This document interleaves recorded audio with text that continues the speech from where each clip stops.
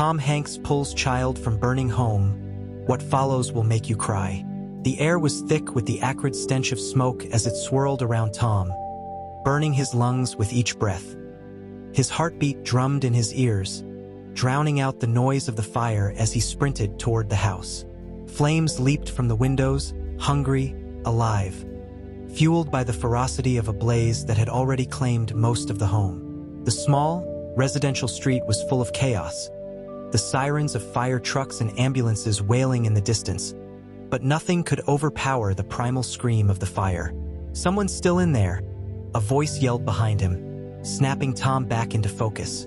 His eyes darted toward the smoke-filled house, where he could make out the silhouettes of his fellow firefighters, some struggling to control the blaze, others trying to assess the damage. But all he could think of was the child. The report had come in minutes ago. There was a child trapped upstairs, a little girl no more than 5 years old. His gut twisted. He had been a firefighter long enough to know that every second counted in a situation like this. But he also knew the dangers of fire. Even with his years of experience, the fire's speed, its intensity, was unlike anything he had ever encountered. And the house wasn't just burning, it was collapsing. The roof was beginning to cave in, pieces of timber falling with a loud, sickening crash. The girl was upstairs, alone. Tom's jaw clenched as he scanned the situation. He couldn't waste time. "Tom, wait!" A fellow firefighter called out, grabbing his arm as he tried to dash toward the house. But Tom yanked it free, his voice sharp. No time to wait. He ignored the warning, bolting forward. The heat from the fire pressed against him, searing through his protective gear. The sweat was slick against his skin, and his face was streaked with soot.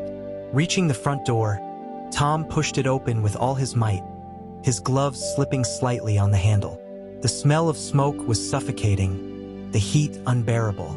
Inside, the flames were like an all-consuming beast, leaping from room to room, filling the house with an unbearable roar. "Hello!" Tom shouted into the flames, his voice hoarse but commanding. "Is anyone here? Can you hear me?" The fire crackled and howled as if to answer, but there was no voice, no sign of life. The smoke made it almost impossible to see, and Tom had to strain his eyes to make out anything through the swirling haze. His heart pounded louder as he pushed forward, each step deeper into the house feeling like a countdown to disaster. "Help! I'm here!" A small, faint voice cried from the upper floor. It was weak, trembling with fear. Tom's chest tightened. There was no time to waste. He sprinted up the stairs, the wood beneath him groaning under the pressure. The sound of the fire crept up behind him, louder now, the walls burning away with vicious speed. He could feel the heat radiating through his gear, each step harder than the last. The smoke burned his eyes, making it hard to breathe, but he didn't stop. "I'm coming! Hold on," he shouted, hoping his voice would reach the girl. The door to the upstairs bedroom was partially closed, the heat from the fire pushing against it as if it were trying to push him back. He kicked it open, his boots slamming against the wood. Inside, the room was barely recognizable, charred walls, broken furniture, and flames licking at the edges of everything. And then he saw her, a small figure huddled in the corner, wrapped in a tattered blanket. Her face was streaked with dirt and soot, her eyes wide with terror, staring at him with a look that struck him deep. Tom didn't waste a second. He rushed to her side, kneeling down beside her. "It's okay, sweetheart," he said, his voice low and soothing despite the chaos around them. "I'm here. We're going to get you out of here." The girl looked at him, her lip trembling, but she didn't make a sound. Her small body was shaking uncontrollably, her arms wrapped tightly around her knees. Tom wrapped the blanket around her, holding her close to his chest as he stood up. The weight of her small body in his arms was so delicate, like holding a fragile piece of glass. But the urgency in his chest didn't let him stop to think. The house was collapsing. There was no time. As he turned to head for the door, a sharp crack echoed above him. Tom froze, his body tense. He didn't dare look up. He just ran, faster, harder, as the ceiling groaned ominously above him. With every step, it felt like the house was crumbling faster. The fire was everywhere now. It wasn't just inside. It was outside, licking at the edges of the doorframe, reaching for him, waiting. Just as he reached the bottom of the stairs, there was another deafening crack. The floor beneath him buckled slightly, and for a split second, Tom thought he might fall. His heart leaped into his throat, but he didn't stop. Not now. Not when the child was so close to safety. Outside, the fire truck's lights were flashing brightly, a beacon in the chaos. The paramedics were ready. He just had to get her to them. He could hear their voices shouting, urging him to hurry. But when Tom finally emerged from the house, his body exhausted, his breath ragged, there was no cheer, no applause, no hero's welcome, just the overwhelming, desperate weight of the child's quiet sobs. The flames were behind him now, but their fury had left its mark. The heat still seared his skin through his gear, and the smoke that followed him out of the house clung to his lungs like a suffocating hand. Tom Hanks didn't stop running. He couldn't. The little girl in his arms, her small body shaking uncontrollably, was all that mattered now. The crowd gathered on the sidewalk seemed frozen in time, their faces pale and wide-eyed, staring at the house that was no longer just a home. It was a smoldering ruin. Fire trucks hissed and whined, their hoses spewing water, but it barely made a dent in the raging inferno that consumed the building. The flames twisted and writhed like some terrible creature, and even in the safety of the street, Tom could feel their heat on the back of his neck, like they were still chasing him, determined to take whatever was left of the night. But it wasn't the fire that terrified him now. It was the child. He felt the girl's fragile frame in his arms, her face buried against his chest, her hands clutching his jacket like a lifeline. She was quiet, but her breaths were quick and shallow, each one a sign of the fear that had gripped her entire existence. Tom had been a firefighter for years, seen tragedy up close, but nothing compared to the terror in her eyes. It was the kind of fear that clawed at your soul, making you wonder if there was enough time left to save her from it. "She's going to be all right," Tom murmured, his voice low, trying to reassure himself as much as her. His boots thudded against the pavement as he hurried toward the ambulance, where paramedics were already preparing for the worst. Their faces were set in grim determination, ready to work. But when Tom reached them, there was no relief in their eyes, just the cold, hard reality of what they might face.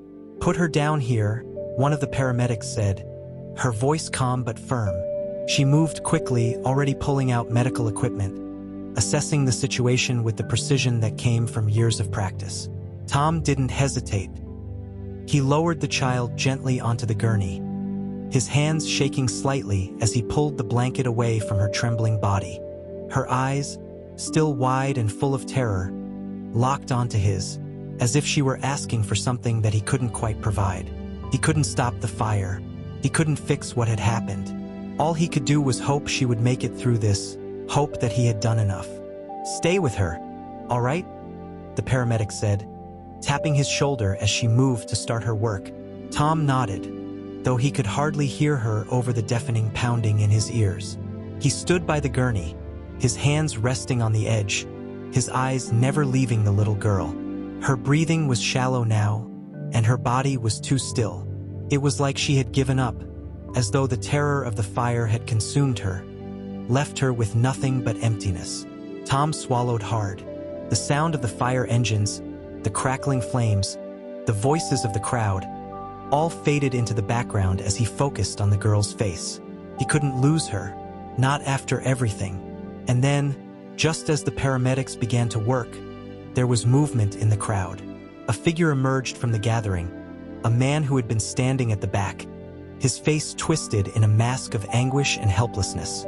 It was her father. Tom knew it before the man even spoke, the desperation in his eyes making it obvious. "My daughter, is she okay?"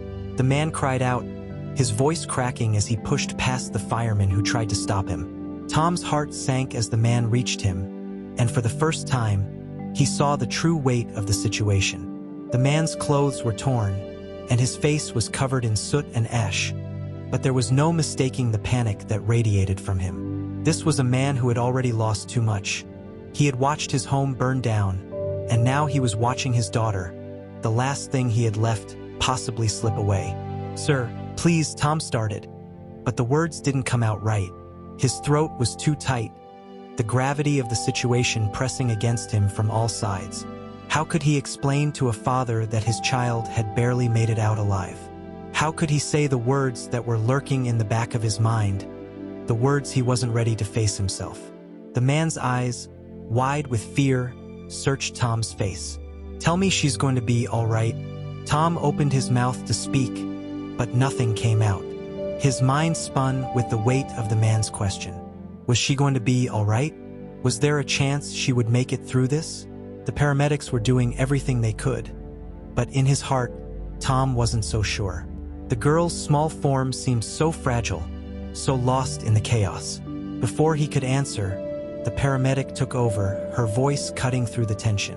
"We're going to get her to the hospital, but she's not out of the woods yet. She's been through a lot." Tom didn't need to hear more. He could already see it in the father's eyes, the realization that the road ahead would be long, uncertain, and filled with far more than just physical recovery. The emotional damage, the trauma that would haunt this family for years to come, was something Tom could never undo. The father looked at his daughter one last time before the paramedics closed the ambulance doors. His shoulders sagged, and Tom could see the heavy weight of grief settle over him like a shroud. The flames of the fire may have been quelled, but in that moment, Tom realized that the real fire, the one that tore at the hearts of those left behind, was only just beginning. The ambulance doors slammed shut, cutting off the last shred of connection between the father and his daughter. For a moment, Tom stood frozen, the weight of the man's helplessness settling deep in his chest. He could still hear the cries, still see the desperation in the father's eyes. The girl, this innocent life, wasn't out of danger yet, and the man he had tried to console would have to carry the unbearable uncertainty that gripped the air. Tom turned back to the burning house.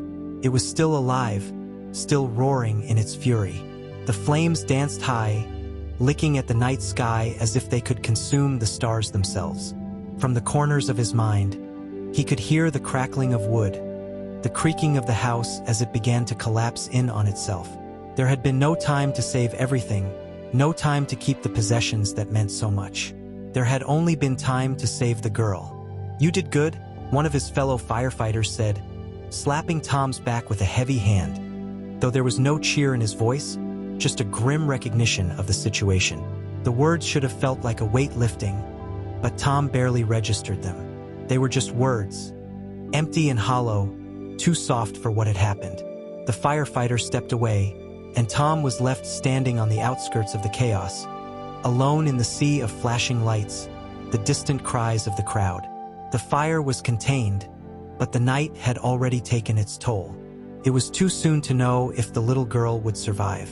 And as the paramedics worked quickly to stabilize her, as the family was left to cling to hope and faith, Tom couldn't shake the crushing feeling of dread.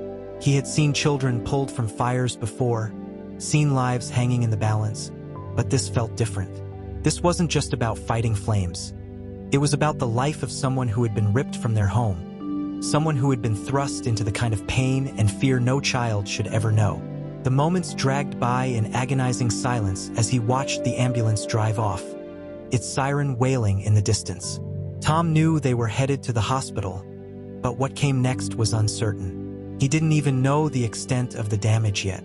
He didn't know if she would wake up, if the flames that had burned through her home would leave lasting scars on her body, her mind. In the distance, the father was still standing at the curb, his posture slumped in despair, his eyes fixed on the ambulance as it disappeared into the night. Tom wanted to approach him, to offer comfort, to tell him everything would be all right, but he knew it would be a lie. He didn't have the answers. He had only acted on instinct, rescuing a child from the flames. But what came after that? What happened when the battle with the fire was won but the battle for a child's future had just begun? Tom pulled his helmet off and ran a hand through his damp hair, his mind racing. The guilt gnawed at him. Was there more he could have done? Was there more anyone could have done? The family had lost everything.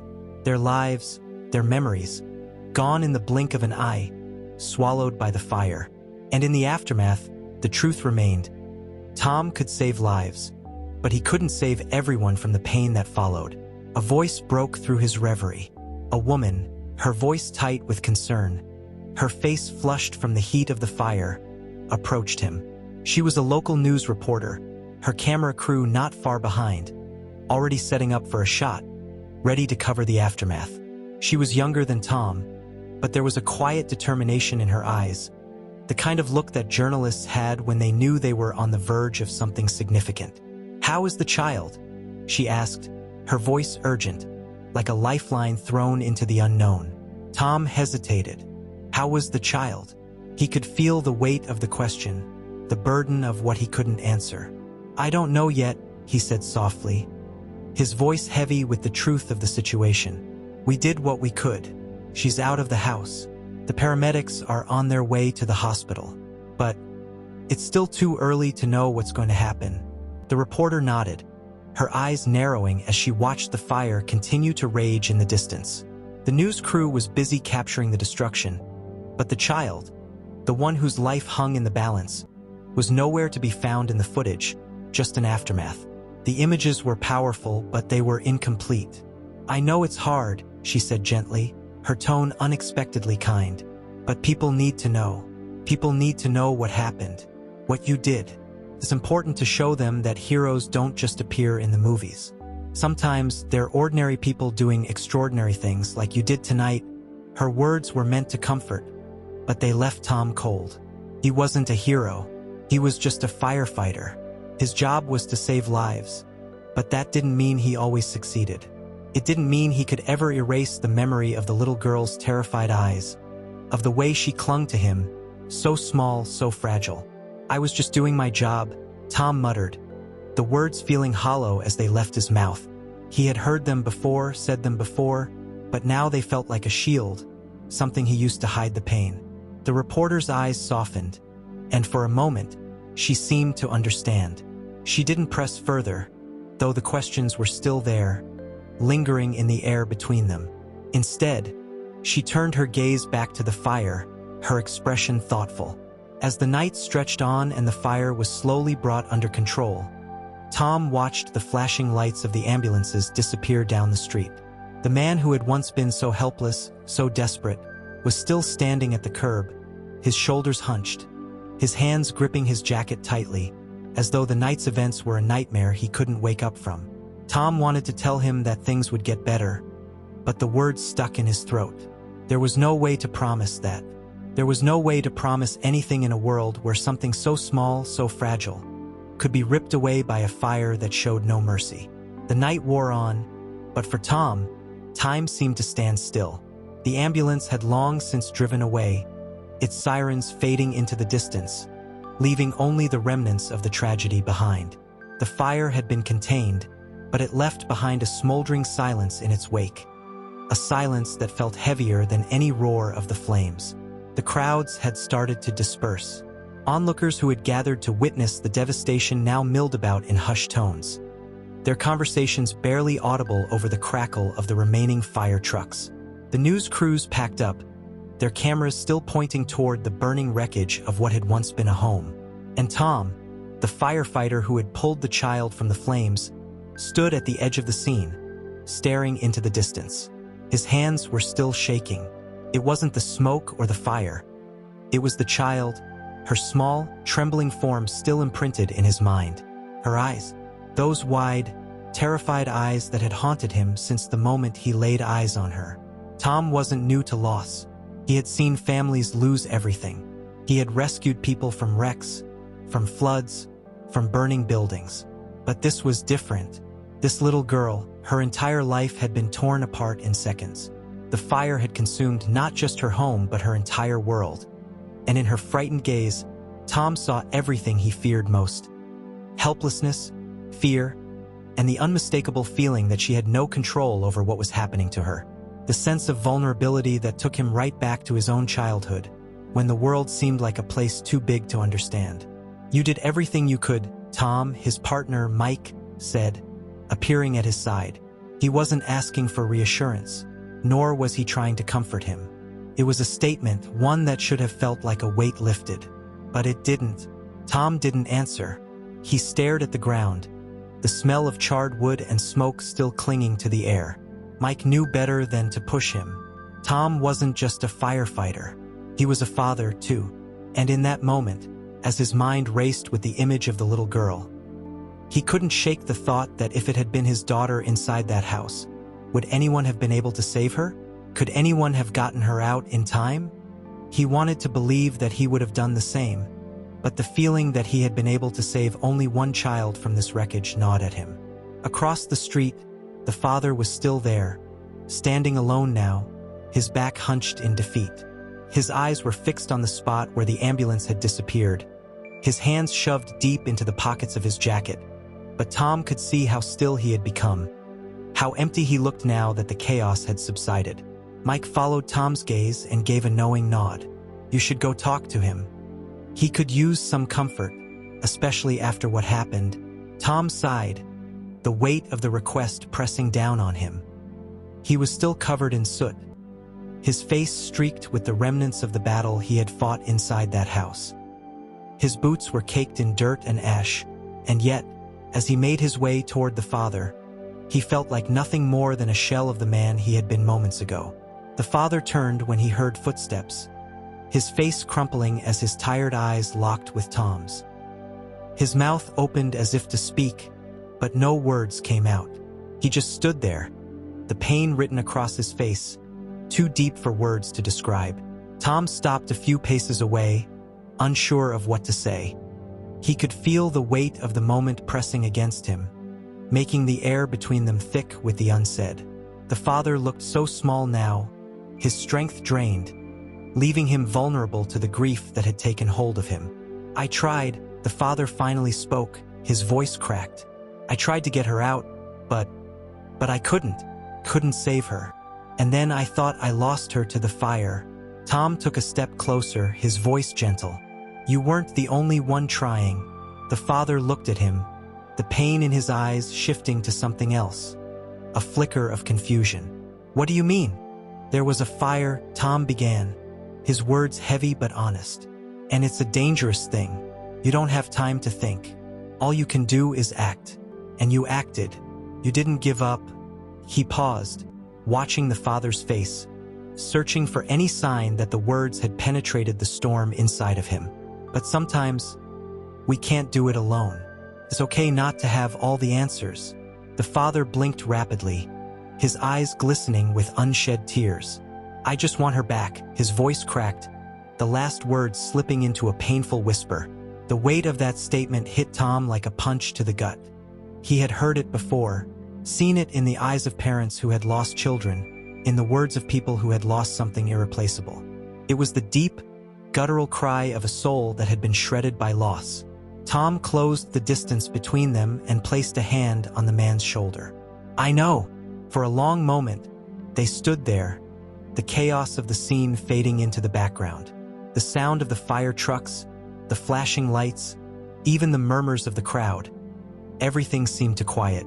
Tom couldn't fix this. He couldn't undo the devastation that had already happened. The fire had stolen everything from the family, and no matter how many times he said the words, he couldn't give them back what was lost. And in that silence, it felt like time was standing still, waiting for something to change. The cold, hollow weight of silence hung between them like a thick fog, pressing down on Tom's chest. The father stood there, trembling, his head bowed, as if the world had simply broken in that moment, leaving nothing but a fractured shell of a man in its wake. Tom didn't know what else to say. He had done all he could, had risked everything to pull the child from the fire. But now, as the father's grief grew heavier with each passing second, Tom felt powerless. I just want her back, the father muttered again, his voice thick with pain. I was supposed to protect her. I promised I would protect her. Tom could hear the self-blame in his voice.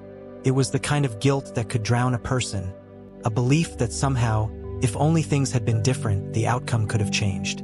But Tom knew that wasn't true. The fire wasn't something anyone could stop once it started, especially not with the speed it had taken hold of the house. And yet, no matter how much Tom reassured him, the father's heartache seemed to deepen with every word, every glance at the wreckage of his home. "She's in good hands," Tom said, though his own voice was a shadow of its usual confidence. He had said it so many times to parents, to people who had witnessed tragedy firsthand, but it felt hollow coming from his own mouth now. The father didn't respond. He didn't move, didn't acknowledge the words that were meant to comfort him. He was trapped in his grief, paralyzed by the thought of what could have been, what might have happened if he had been faster, if he had made different choices. "I couldn't get to her in time," the father finally whispered, almost to himself. "I couldn't save her. I couldn't get her out." Tom looked up at the crumbling remains of the house, his eyes scanning the once familiar structure.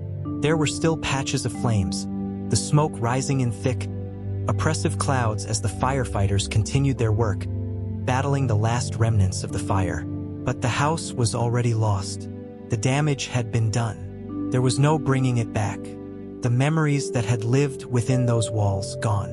And even though the little girl was no longer inside, even though she was safe, there was no escaping the emotional devastation that remained.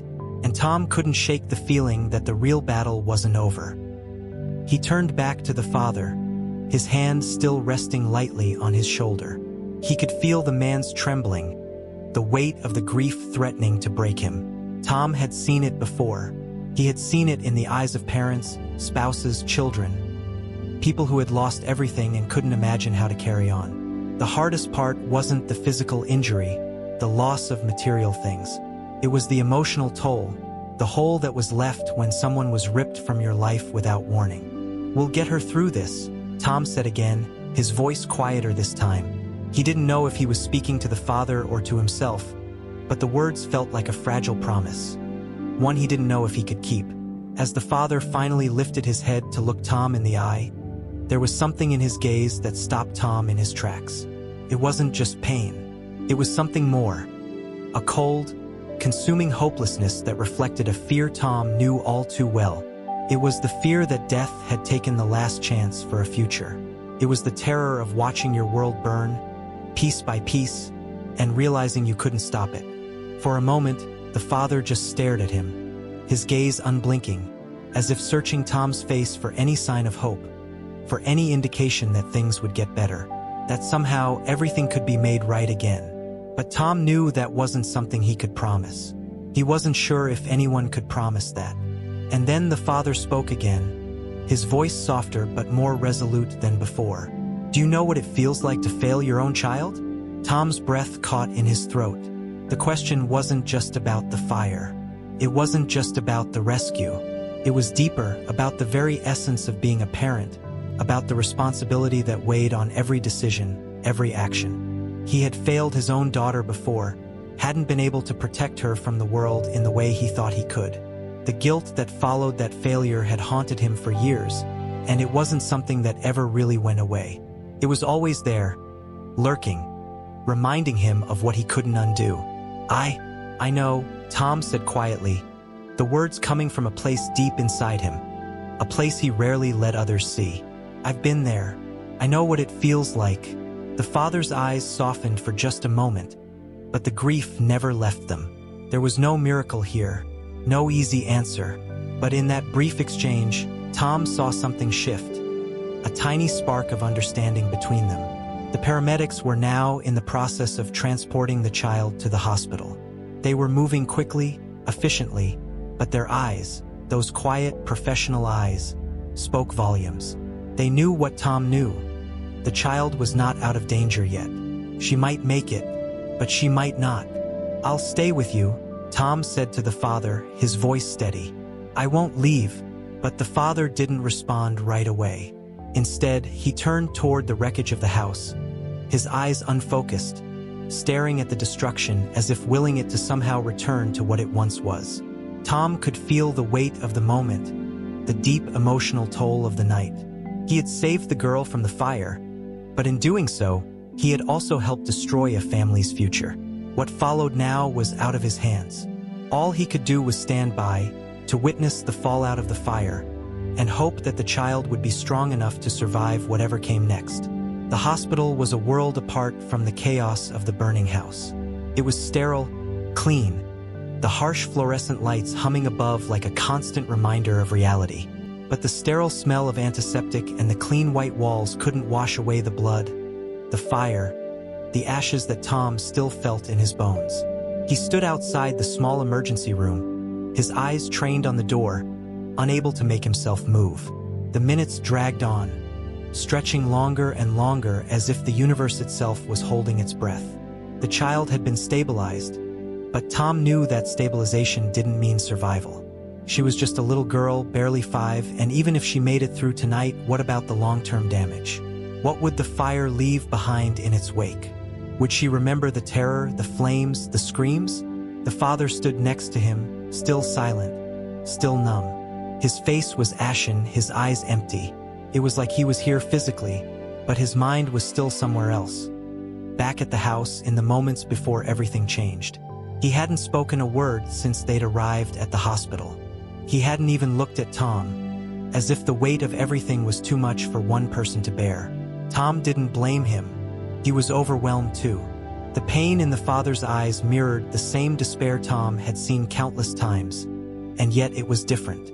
There was something about this situation that felt more personal, more close to home. What if she doesn't wake up? The father's voice was so quiet, so broken, that Tom could barely hear him. The question was like a weight that had been lifted from his shoulders and placed right into Tom's hands. Tom felt his throat tighten. "We're doing everything we can," he said, though the words felt hollow, like they didn't belong in the moment. "She's a fighter. She's strong. She's been through a lot already, but she's still here." The father just shook his head, a single tear slipping down his cheek. "I'm her father. I'm supposed to protect her." His voice broke, and Tom's heart cracked wide open at the rawness of it. The depth of the guilt was suffocating, more crushing than the smoke that had filled the house. "I was supposed to keep her safe. How did I fail her so completely?" Tom reached out, his hand falling onto the father's shoulder in a gesture of comfort. But he knew it wouldn't be enough. No comforting words could take away that kind of guilt. No comforting words could erase the images of that little girl's face, scared and trembling, as she was pulled from the burning house, her tiny body shivering from the cold, her innocence shattered in an instant. "It wasn't your fault," Tom said, though he wasn't sure if he was speaking to the father or to himself. The words hung in the air, insubstantial, drifting away into the sterile, empty hospital corridor. But the father didn't respond. His head dropped, his shoulders shaking with quiet sobs that he could no longer keep inside. And for the first time since they had met, Tom saw the man for who he truly was. A father, broken and bruised by the weight of his failures, crushed by the agony of what he couldn't undo. The minutes passed. They felt like hours. And then, finally, a nurse appeared in the hallway, her face unreadable but her body tense. "Sir," she said, her voice hesitant, like she was preparing them for bad news. Tom felt his heart race. His throat closed up. He turned to the father, but the man didn't move, didn't even acknowledge the nurse's presence. Tom stepped forward, his legs unsteady. The news he was about to hear would either bring them a shred of hope or tear down the fragile walls they had built around themselves. "How is she?" Tom asked, his voice tight. The nurse didn't say anything for a moment, her eyes flicking toward the father, whose face was still buried in his hands. Tom's stomach twisted in knots. "She's stable," the nurse finally said, her words cutting through the tension like a blade. "But there's significant damage. Smoke inhalation. The burns on her back and arms. Severe. It's going to be a long road ahead for her, even if she pulls through the night." The father's head snapped up at the words, "severe," and he reached for Tom, his face twisted in horror. "What do you mean? She's gonna make it, right? She has to. She's only a little girl." His voice rose, trembling with fear. "She's my baby. She can't die." Tom's heart shattered for him. The words hung in the air, too heavy to escape. He could see the father's desperation, the panic slowly twisting into something darker, something that threatened to swallow him whole. Tom didn't know how to answer. He didn't know how to promise anything. All he could do was wait. The nurse continued, her voice gentle but firm. We're doing everything we can. But she needs time. She's young and she's strong, but the damage, it's extensive. There's no way to know for sure yet how she'll respond. The father's knees buckled, and he collapsed against the wall, his face crumpling in agony. Tom felt the flood of emotions inside him, but the worst part was that he couldn't do anything to change the outcome. He couldn't fix this. I failed her, the father muttered, his voice barely a whisper. He sounded like a man who had already lost the battle. Tom could hear the weight of those words, feel the crushing grief that had settled in this man's heart. His daughter's future was uncertain, and all he had left now was a fragile hope, one that might shatter at any moment. Tom could only watch as the father grieved, unsure of how to comfort him, uncertain of what to say. There was no easy way out of this, no magic words, just the cruel reality of a fire that had taken everything and left nothing but the raw ache of what could have been. The hospital room was too quiet. Tom could hear the beeping of machines, the faint rustle of nurses outside the door, but in the room itself, everything felt still. The little girl lay in the bed, pale and fragile, her small face barely visible beneath the layers of bandages that covered her burns. The room smelled faintly of antiseptic and medication, but it couldn't mask the suffocating heaviness that hung in the air. The father sat beside her bed, his body rigid, his eyes never leaving his daughter's small form. He hadn't spoken since Tom had arrived with the news. The hope that had briefly glimmered in the father's eyes when he had heard that his daughter had survived the night had already begun to fade. There was no more relief. There was no more joy, only the quiet, aching reality of what lay ahead. Tom stood in the corner of the room, his hands clasped behind his back, his eyes on the father. He wanted to offer some words of comfort, to remind him that the child was alive, that she had a fighting chance, but those words felt empty in the face of the father's grief. Nothing could make up for the agony that tore through the man's chest every time he looked at his daughter, lying unconscious, covered in the aftermath of fire. The father's voice broke through the silence, hoarse and filled with a kind of quiet desperation. I should have been there for her. I should have been faster. I should have. Tom could see the weight of those words, the weight of the guilt settling in like an anchor, dragging the man deeper into the abyss. He wanted to say something, anything that might ease the pain, but there were no words, no easy answers to fix what had happened. All Tom could offer was the harsh truth, the only thing he had learned after years of being a firefighter. Sometimes, no matter how hard you fight, you can't save everyone. It wasn't your fault, Tom said quietly, his voice low and gentle. He tried to meet the father's gaze, but the man wouldn't look at him. The fire, it came fast. No one could have stopped it in time. You did everything you could. The father's eyes finally met Tom's, but there was no recognition, no relief in them. There was only pain, a deep, guttural ache that radiated from his chest and seemed to fill the entire room. He looked away again, his face contorting as he fought to hold back the tears that had been threatening to spill for hours. I failed her, the father whispered, his voice cracking as the words slipped from his lips. She's my little girl. I promised I'd protect her. And now, he broke off, unable to finish. The silence in the room was deafening, and Tom could see the man's body shaking with the weight of his grief, the weight of his failure, the weight of the life that had been irrevocably altered in an instant. Tom felt a lump rise in his throat. He had seen families break down before, parents grieving for children they couldn't save. But this was different. This wasn't just a tragedy. It was a raw, unfiltered grief that had no resolution. The father wasn't just mourning the loss of his daughter's health.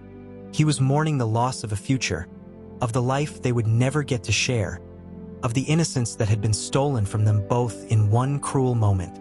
She was everything, the father whispered, his voice barely audible, but filled with a kind of hollow resignation. I had nothing left without her. She was everything I had, everything I lived for. It wasn't just about the fire, It was about the helplessness, the sense of being completely powerless when someone you loved was slipping away from you, piece by piece. And Tom knew, deep down, that there was nothing more he could offer. The child was alive, but she was broken. Scars would remain, both physical and emotional. And there was no way to make the father see that this wasn't his fault. He had already beaten himself down with guilt, punishing himself for the things he couldn't control. The sound of footsteps in the hallway broke the silence, and a nurse entered, her face unreadable. She looked at the father, then at Tom, but said nothing for a moment. It wasn't a good sign. No one ever came into a room like this unless there was more bad news to share. "How is she?"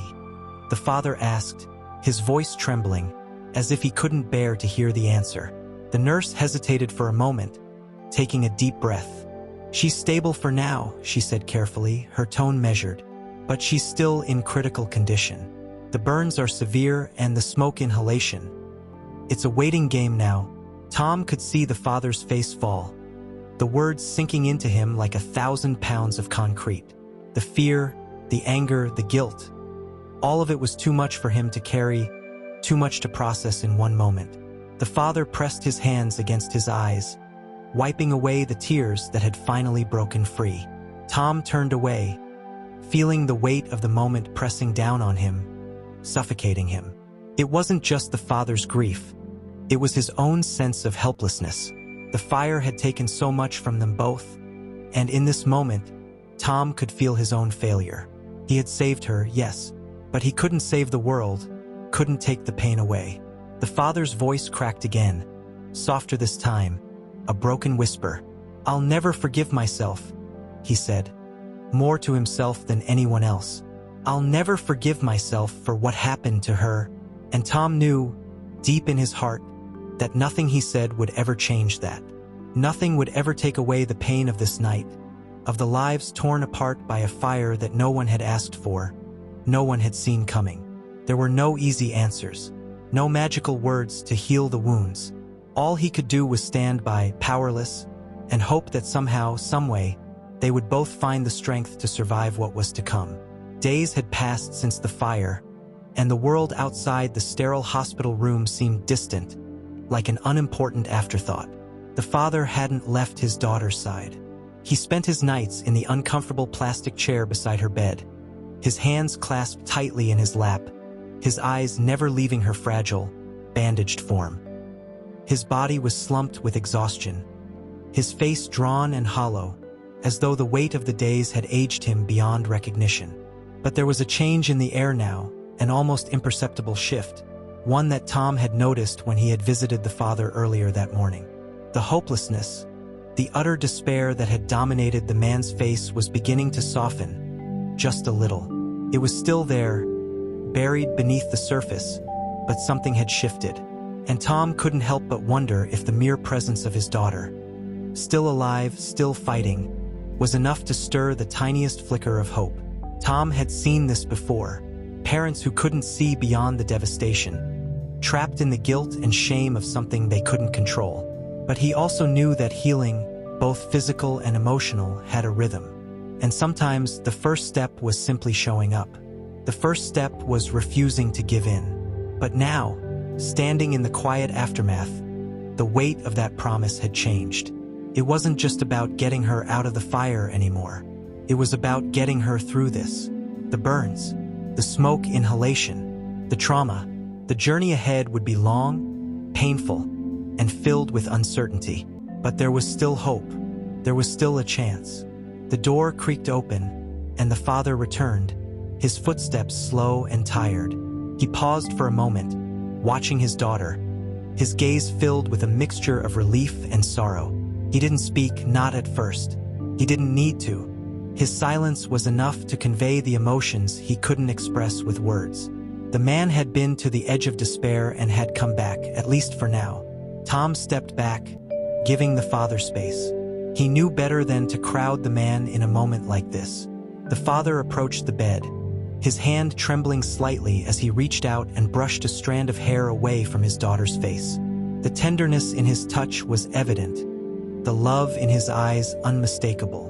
It was a look of pure, unadulterated love that only a parent could give, love that had survived the flames, love that had endured the worst imaginable circumstances. For the first time in days, the father spoke, his voice soft, broken, but filled with a quiet strength. "She's still here," he said, almost as if he were reassuring himself more than Tom. "She's still here." Tom nodded, his heart swelling with a bittersweet sense of relief. "She's a fighter. She's gonna make it through this." The father looked at him, his eyes filling with unshed tears. "I wasn't sure," he whispered, his voice trembling. "I wasn't sure if I could live with myself if I lost her. I failed her, but I can't fail her now. I can't lose her." Tom walked over and placed a hand on the father's shoulder, his voice steady but full of empathy. "You didn't fail her. You're here. You didn't give up on her. And neither should you now." For a moment, the father's shoulders sagged under the weight of his emotions. He looked at Tom, his gaze softening. "I'm trying," he said, the words catching in his throat. "I'm trying to be strong. For her." Tom squeezed his shoulder, offering the only comfort he could. "Strength doesn't mean you don't feel the pain. It means you keep going, no matter how hard it is." The father nodded, his gaze shifting back to his daughter. He exhaled deeply, his face softening as he watched her chest rise and fall, her fragile form bathed in the pale light of the room.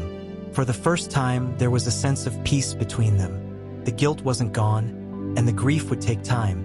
But in that moment, there was something else. Something Tom had hoped for all along. The smallest spark of hope. Hours passed. The father stayed by his daughter's side, whispering to her, holding her hand, never leaving her. And as the night stretched on, the doctors continued to monitor her progress, checking for signs that she was responding to the treatment. It wasn't over. The road to recovery would be long, and the scars would remain. But the girl was alive. She had made it through the worst, and that was a victory. Tom stood by the door, watching the father and daughter. The man had found something within himself he didn't know was there. An unbreakable strength that had been forged in the flames, tempered by grief and love. And in that moment, Tom realized that the greatest victory wasn't just about saving a life. It was about the love that survived the fire, the love that never gave up. And that was enough.